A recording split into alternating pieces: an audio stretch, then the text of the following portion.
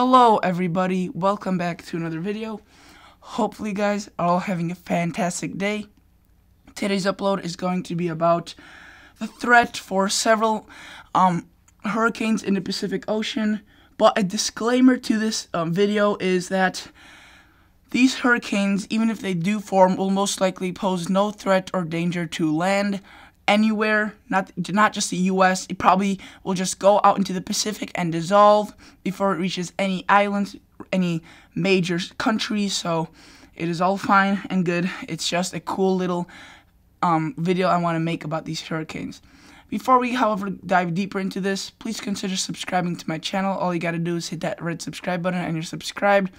You could also consider liking the video and hitting that post notification bell icon, which notifies you every time I make a video. That is up to you, and thank you for that if you did so. So let's go on right into this. You can see this is Tropical Storm Daniel, should I say, that I predicted a couple days earlier that would form. Sorry about that. And it did form. So again, when I say that there is going to be a tropical storm and all the models are agreeing on it, when all the models are agreeing on it, that is just so likely to happen that it's almost inevitable to not happen. So you can see obviously formed into a tropical storm like predicted, into a tropical system, but it's going to dissolve. You can see weak, low, and it's going to pose no danger, anything to land. However, then a second little system comes out, which is currently, as of now, associated right off the coast of Central America, so I would say southern Central America, near, say, near the country of Panama, and this is going to develop much more into a hurricane rather than Tropical Storm Daniel. You can see right here 997 already by this Friday, June 29th, and then it's going to drop down into 955 at its strongest millibar reading pressure, which is about a category 2-3 in millibar, but it won't reach a category 2-3 in hurricane wind speed. It will just reach around a category 1 borderline 2 hurricane, which is still fairly large, but again, it won't pose any threat to land, so it's not really a danger. However, the second hurricane right here starts developing, and I say hurricane because this one, if it does form, it's going to be a massive hurricane. So you can see, we play this back a little bit further. This storm starts to develop, and this second storm starts to develop, and it just blows up. I mean, it insanely goes on into 921 right there. That is around 130 miles per hour, according to another website I saw. And if we go to the Saffir-Simpson scale, we could hold up, I should have pulled this up earlier, but I think it's a category, it's a category 3 hurricane, borderline category 4, and 130 is category 4 hurricane.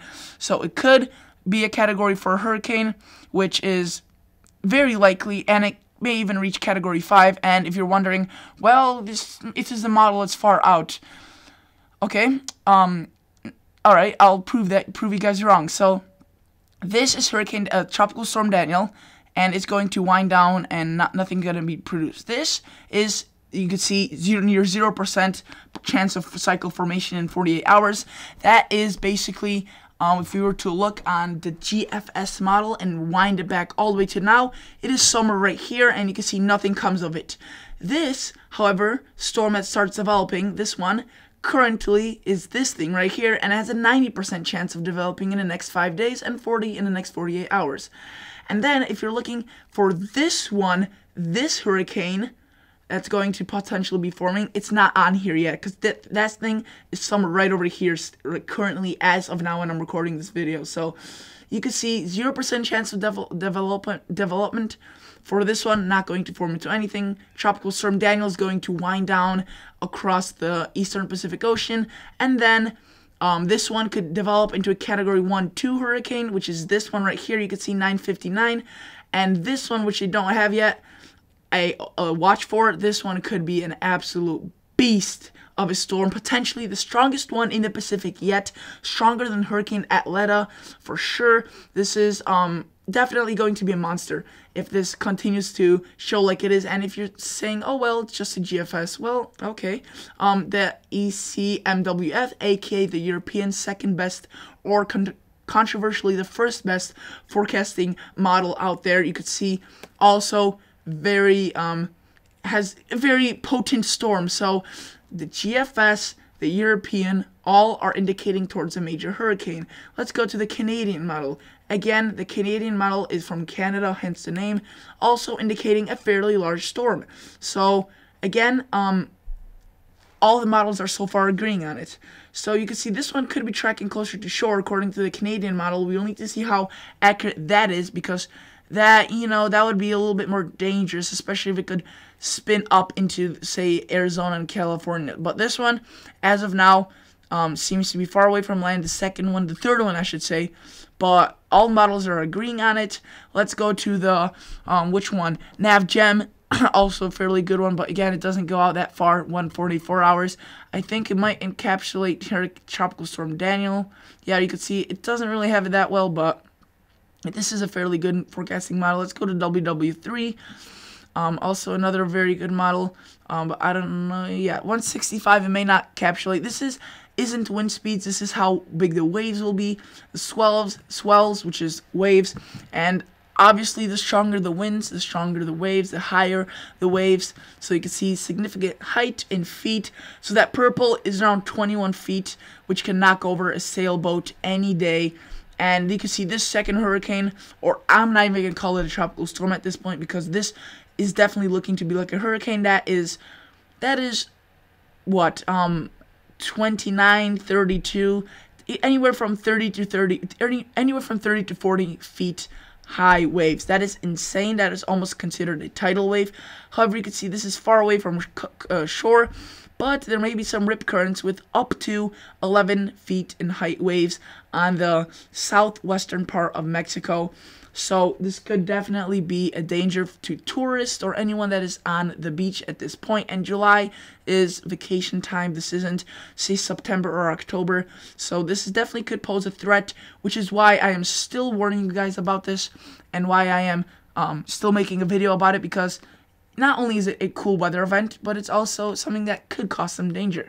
So this is Ventusky, or Ventusky, like some people say. I think it's pronounced Ventusky, so my apologies if I pronounce it wrong. But this is the GFS at July 4th. This is how it will look, the weather at July 4th in the Eastern Pacific Ocean. The first one, this is not Tropical Storm Daniel. This is the first one that had 959, and is this one right here. That one, you can see on July 4th, will basically be over top winds at 37 miles per hour. This is wind speed at the ground. And this hurricane, I tracked it all throughout. This is probably its peak. And this is as far as the forecast goes. So it may still even get stronger. So this is basically its peak right here. Let's find it. You can see 130 right there. I don't know if you can see that, but where my arrow says, I'm going to try zooming in and see if this works. Let's see if this, yes, hopefully you can see this better. You can see that wind speed right there. If that were to be right, 130, we go back to the Saffir-Simpson scale. That is considered a Category 4 major hurricane. But again, this won't be on land, so none of this will rather be applied to it. That catastrophic damage will occur because this is in the middle of the ocean. Not major. I mean, you can see right there, if we go back to Ventusky, there's something right there, but I don't know if that's an island, or I don't know if that's just a glitch. But let's see if this moves.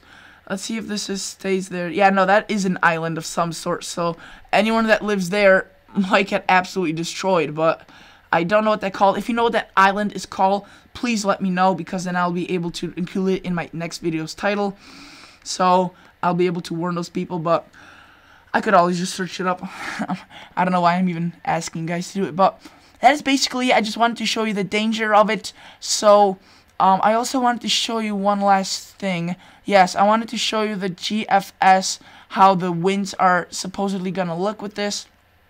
You could see this is 10-meter wind speed, so again, very agreeing with the Ventusky. The same thing I showed you is the same thing on here.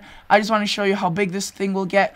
You know, nothing huge like Hurricane Sandy, but nothing tiny like Tropical Storm Arthur, which was, I think, the smallest hurricane in the world ever recorded. So this is, you know, a fairly sized hurricane, but it's not really about the size of it, it's about the strength. But again, Look how far it is away from land. Nothing seems to be endangered. So, and look how quickly it dies. I mean, 1004, and in Hawaii, some are way up there, so, or no, over there, so not going to get most likely impacted. And yeah, we're lucky that these type of storms aren't happening in the Atlantic, because if it were to be happening in the Atlantic, then we would be in major trouble. But it's in the Pacific. No one necessarily, not a lot of people, I should say, live in the Pacific Ocean, because of course there's a few islands scattered here and there, 1, 2, 3, which may be absolutely demolished by such hurricanes. But we will need to see and wait if it even forms, and I'm sure the Weather Channel will be talking about it. So this is definitely, and I'm saying Weather Channel not because I love the Weather Channel, just because they get out to more people than I do. More people watch them, so they're still a pretty good source of information if you want to keep up with latest hurricanes. So that is basically it. I would actually like to show you the wind gust in case you're wondering with this. This would be rather insane with the wind gust. The wind gust, I think, would be excelling over, yeah, this is pretty insane. So let's go to 7 o'clock, which is going to be a peak of this. What I showed you earlier was a sustained wind speed. These are wind gusts. You can see up to 140 miles per hour.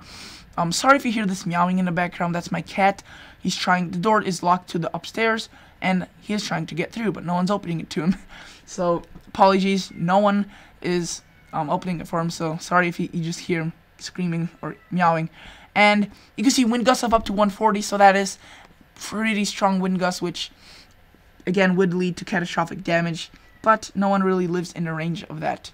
So thankfully we are safe from this in the United States and Mexico and Central America. Thankfully all you guys folks don't have anything to worry about, unless something major happens and this hurricane takes such an abrupt right turn into the Baja Peninsula like Hurricane Bud did. But again, it would probably weaken by then, since the ocean temperatures are much weaker there, and they are much basically, I don't know why I clicked on this, sorry, they're much quieter ocean waters, and much what I'm trying to say, sorry, they are basically much cooler ocean waters, which would not lead to the hurricane continuously keeping at its strength. So if you go to the US weather, exterminating or excluding the hurricanes, the main story is probably going to be the temperatures, which are going to be fairly hot across most of the country for all the way at least towards July 4th. So right now, a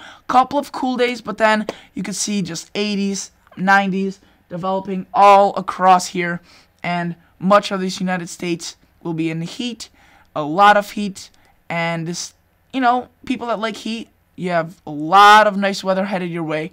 So thank you guys so much for watching. This is basically it. I'll see you guys on the next episode. Please consider subscribing to my channel. Please consider liking the video. And as always, see you guys in the next episode.